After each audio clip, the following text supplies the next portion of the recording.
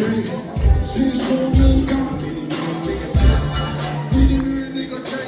Som om der kun er en dag tilbage i de nye Nick & Jay. I de nye Nick & Jay. Du er ikke på på stranden i de nye Nick & Jay. I de nye Nick & Jay. Vi har det godt i dag i de nye Nick & Jay. Du får lækker, lad mig sige den her i rundt dag. For at tage en krig, jeg vil kun tage. Jeg vil slippe på læben ligesom børnene har. Jeg tager en æg om kærlighed, jeg gør det far. Hun søger penny, det er en træk. Fået dagen, mine piller penny på en bræk. Vind i håret, rockstar brænder på. Hvis du ikke vil lade mig leve, må du lade mig gå. Ost, han drejer, jeg må vinde i mit hår. Venter dårligt løber gennem, og hvad mindre du går. De siger, man drøm mere. Du er det mindre enormt, du ved, kærlighed kan blinde og svinde i morgen. Det Nick & Jay, man tager pænt. Lidt for meget psykopat, sådan en sjæl. Nu er de faldet af psykosen, den er ubehandlet. Slutter faldet og så ud af landet med de nye Nick & Jay. Nye Nick & Jay. Du får lækker point med de nye Nick & Jay. Nye Nick & Jay. Se solnedgang i de nye Nick & Jay. I de nye Nick & Jay. Som om jeg kun er en gang tilbage i de nye Nick & Jay. I de nye Nick & Jay.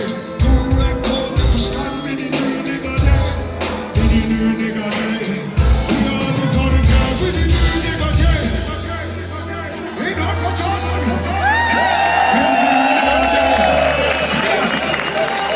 Jeg har en tænkt selv på jer. Ja, du har kureret mig, Torsten, på jer. Forbi de nye Nick & Jay. Hey! Vi har det kun en kamp i de nye Nick & Jay. Nej, for her.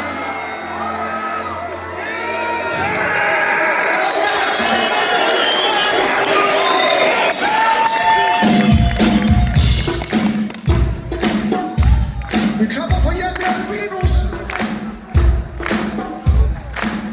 Hun sidder og tæskestiver på bagerste række. Jeg kan se med hjertet. Hey.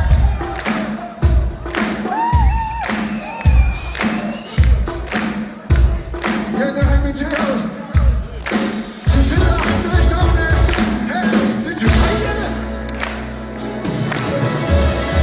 Jeg vil lige komme forbi og sige, baby, du har det. Baby, du har det. Du har hele pakken. Smilet og stort.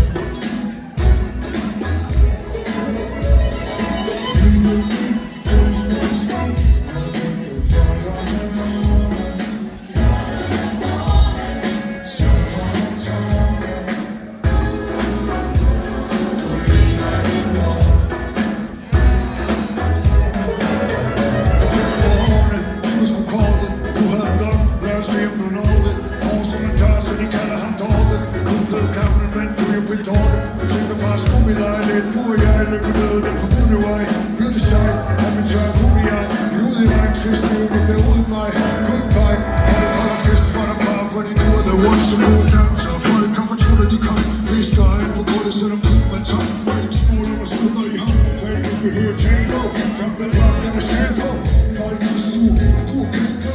Jeg er langsom, du er ikke krig. Baby, jeg vil sige, jeg vil lige komme forbi og sige, baby, du har det. Baby, du har det.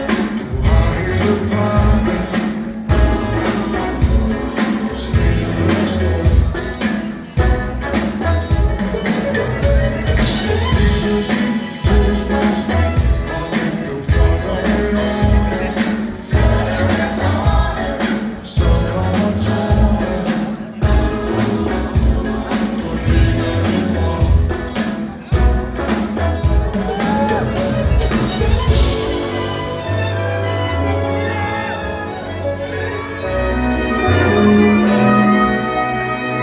Jeg tænker på dig, mor, og så en flot mor. Jeg sagde tak, jeg synes det er godt på.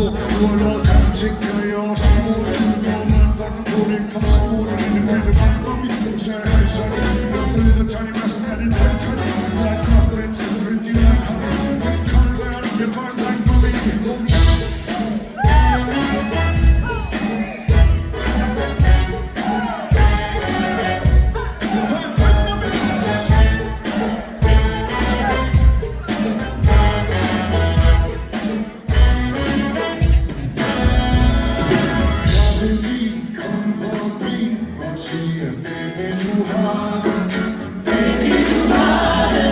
Du har hele pakken.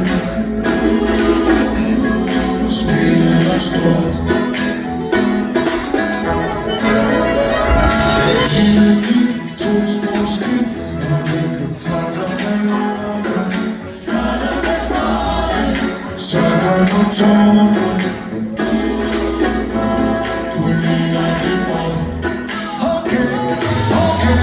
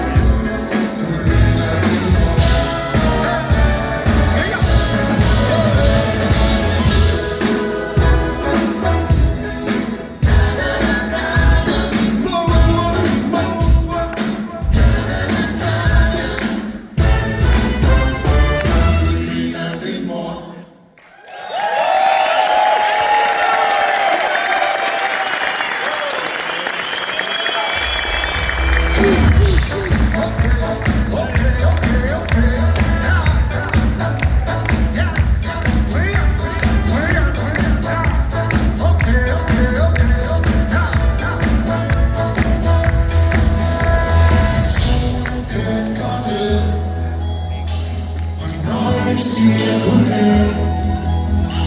Der er kun en ting, jeg ved. Du er den dejligste mor i livet. Så jeg venter, for jeg kender derude. Og folk er spændende, og folk er blevet kærlighed. Det går nok, jeg kan huske dine øjne. Det går nok, og den dejligste mor. Så der du må have under nærende døgn. Ekstraordinært og tenderet døgn.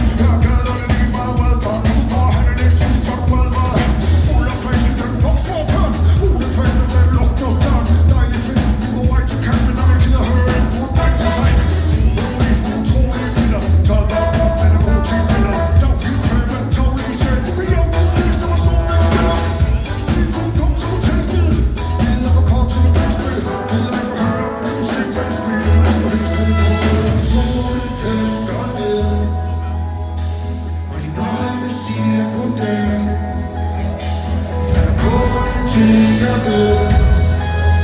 Du er den dejligste mor jeg ved. Så jeg venter, for jeg kender derude. Hvor folk er spændende, hvor folk er blevet kærlighed. Det går nok, jeg kan huske dine øjne. Det går nok, den dejligste mor. Vi så lige, folk kan jorden og lige.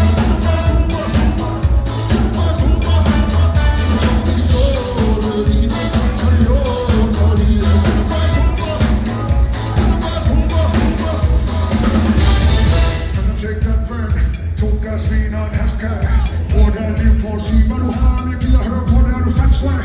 Hvis du er en drøm, må du lægge nogen. Ja, det kunne man begge to. Så jeg tæt må bo, så nej, det er elektro. Hold din kæft på. Køb burde på den der verden. Jeg tror du er flyttet op, og du er. Hun er der fast, og frem for at kaste rundt. Så jeg kunne være min dreng, bedst i mål. Men det er dreng, stærk vej, sær dig. Har du lyst til at smile, svær dig. Jeg har på den stil måde, hvis det løber. Jeg kan så ikke vinde. Solen tænker ned.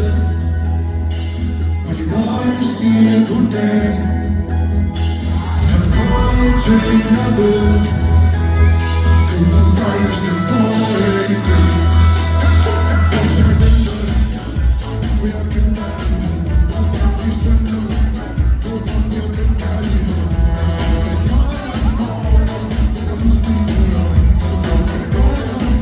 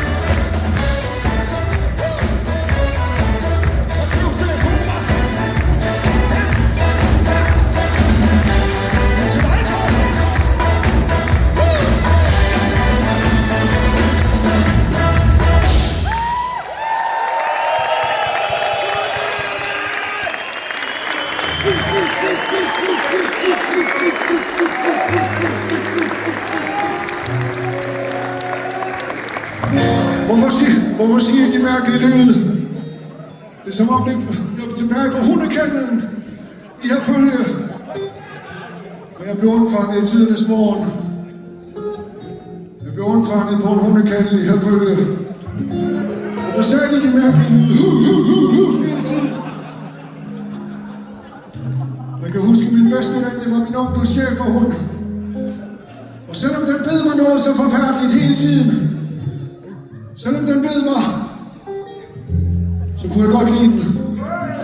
For det var som om, at det var det bid, der viste mig, hvad kærlighed var. Den har boret sig fast i mit lår, og den kan aldrig slippe på mig. Det var ikke ligesom min far. Den chef, den kan aldrig slippe. Men så en dag, der mødte jeg Albinus på Bones i Slagelse. Nej, der var engang en Bones i Slagelse. Jeg ved ikke, om der stadig er en Bones i Slagelse. Jeg vidste ikke, hvem jeg det var. Men hun overraskede mig. Jeg har aldrig før set en dame på 42 kilo spise 800 gram. 800 gram ribeye on the bone in one take. Men sådan er Jette.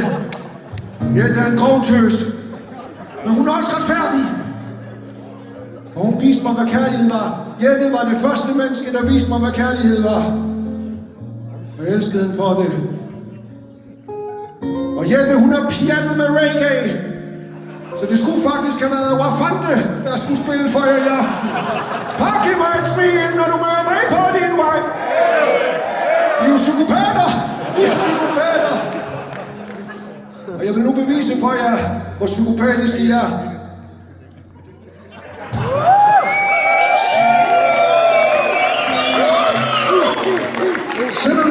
Selvom jeg har nisseuge på, er jeg stadig det mindst psykopatiske menneske i rummet. Det er en trygtest, det er nisseugetesten.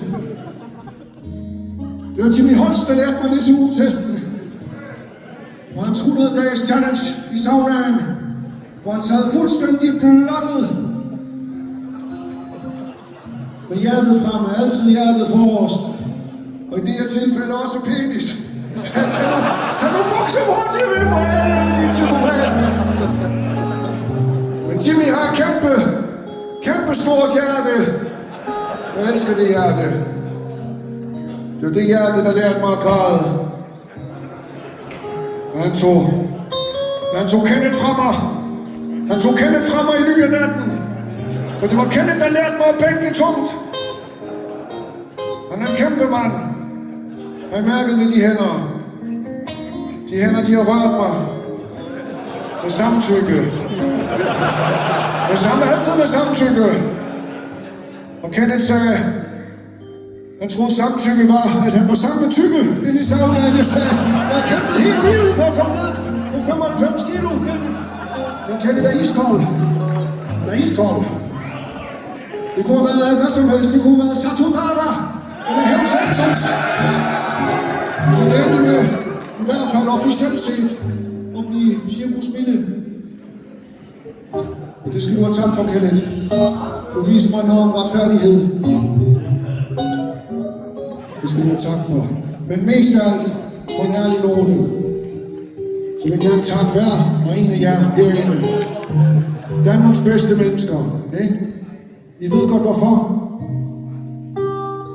Men der er ikke nok mennesker, der siger det til jer. Vel? I tager herover, væk fra familie, venner, offrer jeres eget velbefindende for et større fælles bedste. Ikke? Tusind tak for det.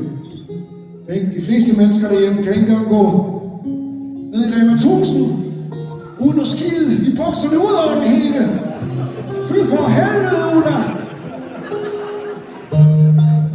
Men de her mennesker, ikke? Det er det, jeg siger til dem derhjemme. Der siger jeg faktisk, jeg siger, vi er et fælles. Jeg har også været i Letland nu for anden gang.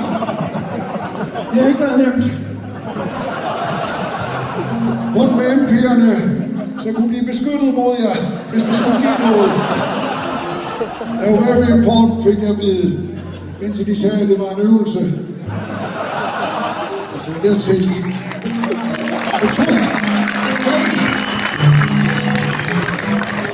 Jeg troede, jeg var Michael Falk for et øjeblik, kort øjeblik. Var inde i Liga og købte læderjakke. Jeg troede, jeg var Michael Falk. Mød mig i mørket. Og senere i aften har jeg aftalt med Jimmy og Kenneth. Måske kommer Albatrossen og Albinosen også. Vi mødes i saunaen i aften til en challenge fighting. Okay? Alle sammen. Det er en dejlig aften. Nå, deroppe. 12 camp, kom og sig op i hjernen der. Ja! Ja, okay!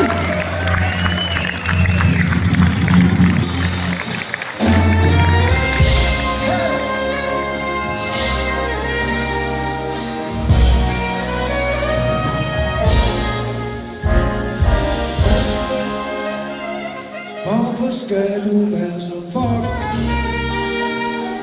Jeg håber du ved, selvom hele verden ramler, er du altid i mine tanker. Jeg tænker ikke på andre end dig. Hvorfor skal du være så fucked? Jeg håber du ved, at jeg elsker dig for evigt. Og jeg mener fucking evigt. Jeg håber det er evigt for dig. Synes jeg ikke har noget jeg kan. Du så stenet i dit fæks, man skulle tro du var død. Du viser intet af dig selv, for du er handicaperet. Det er svært at sige noget klogt, når man er retarderet. Jeg forstår godt, hvad du mærker. Det er en tryk, bare fordi man siger, det kommer fra hjertet. Hey, det er en følelse, der er der første samtid. Der siger man godt kan lide det, når man godt kan lide det. Følg med klask går til fastnåren. Jeg har sovet uden 50 år fast form. Der er storm til at sove på natstorm. Man når tanken, når man holder den fast hårdt. Fordi jeg kan, når der er dejligt med luft. Kigger på dig hver morgen, ligesom mig, hvor du står. Og vi fejrer det tungt, og så rejser vi rundt. Men ikke peger, når det er der på. Baby, hvorfor skal du være så fucked? Jeg håber, du ved selv om hele verden ramler, er du altid i mine tanker. Jeg tænker ikke på andre end dig. Baby, hvorfor skal du være så fucked? Jeg håber, du ved, at jeg elsker dig for evigt. Og jeg mener fucking evigt. Jeg håber, det er evigt for dig. Aftensolen finder finger med en lille kold. Tankerne de danser ligesom Silas Holst. Op i luften som en lang i april. Så lugt det regner, er der sommer i dit smil. Kysser kun med de sikre valg. Det er for kedeligt, hvis målet det bare ikke er fald. Sig dag til dig selv, men det er alt. Jeg går gennem ild og vand, hvis det er det, du skal. Nogle ting skulle bestemme. Din øjne på en tandet på en scooter i morgen. Sig noget klogt, og så lytter jeg kan. Men der var jeg pegefinger med din kylling i hjernen. Hey, han har lyst til ham, han har lyst til hende. Han er noget med en følelse, som er kys på kæm. Så en stor historie, der bliver top på. Vi har det sammen, som samme mål. Og baby, hvorfor skal du være så fucked? Jeg håber, du ved selv om hele verden ramler, er du altid i mine tanker. Jeg tænker ikke på andre end dig. Hey, baby,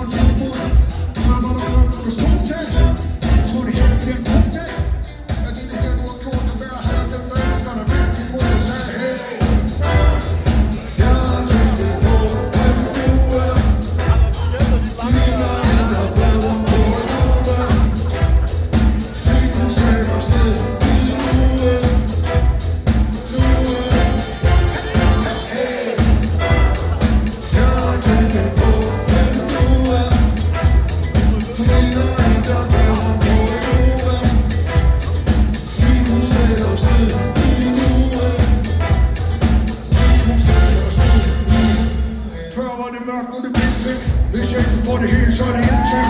Er det bedre, når jeg kommer, når jeg gør det vil. Møder efterhånden nemlig det en anden fed. Skrev jeg vil leve til at dø. Skrev fint bare skriv, når du kører.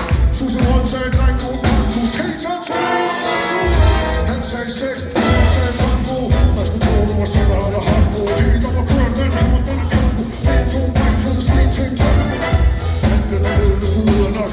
Kommer over til at koge, og jeg uden godt. Vi prøver at sige noget som, men du vil ikke. Som om den er nede, der er det lille. Hey, jeg har tænkt det på, den du er. Griner helt op, og hvor du er. Vi kunne sætte os ned.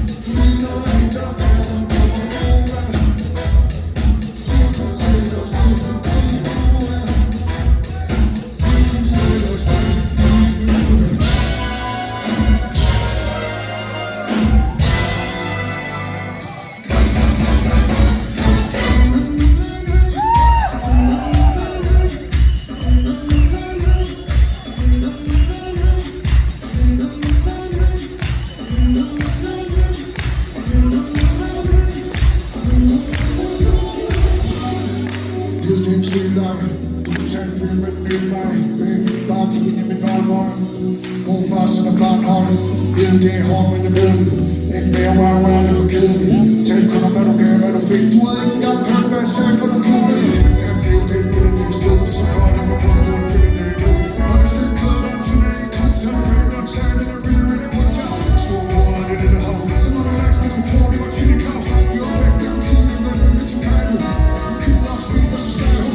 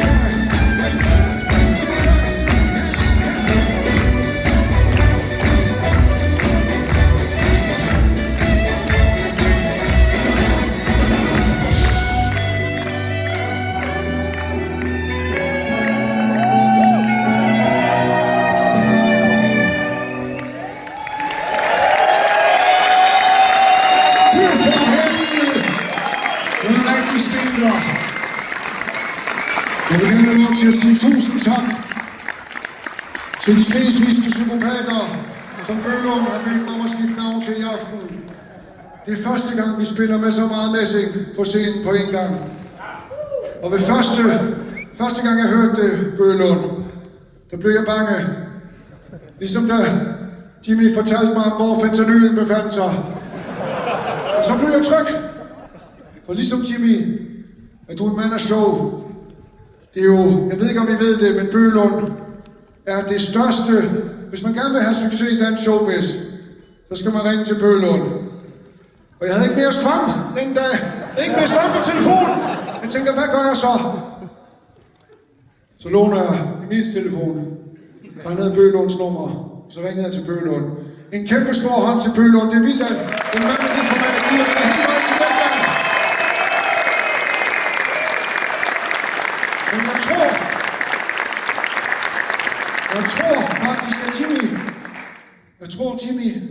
and Kenneth and the Crazy Boys har valgt at hive Bølund herned som en metafor for storheden. Fordi det er i sandhed storhedens aften. Og jeg snakker ikke om Kenneths penis. Jeg snakker om det faktum, at I skal hjem. De fleste af jer skal hjem på mandag. Men jeg vil bare skynde mig at sige, I tænker, den er grov hernede. Det er ligesom kappen i vejen. Jeg var her jo for et par år siden, da man brød skimmelteltene. Der var jeg her, det var det rigtige på ubehageligt. De sagde, der er skimmel i teltene, de sagde, det er lige møg. Bare hold teltduen åben. Jamen, de siger, der er minus 10 grader, men det er lige møg. Det er fint. Der er rotter, det er fint. Men i hvert fald, det jeg vil frem til. Jeg troede ikke, jeg ville frem til noget, men det vil jeg. Det jeg vil frem til, det er en kæmpe aften. Men der er ikke noget at komme hjem til. Desværre, der er ingenting at komme hjem til. Det er fuldstændig forfærdeligt derhjemme. Det sejler. Lars Løkke har drukket i hvert fald 200 bajer mere om dagen siden sidst i var der. Intet at komme tilbage til, desværre. Det er jeg ked af at sige til jer på den her måde. Så Jimmy har lavet en form for ordning, hvor der holder nogle partybusser ude til jer på mandag. De kører direkte til Krakow i Polen, hvor der er direkte til Krakow.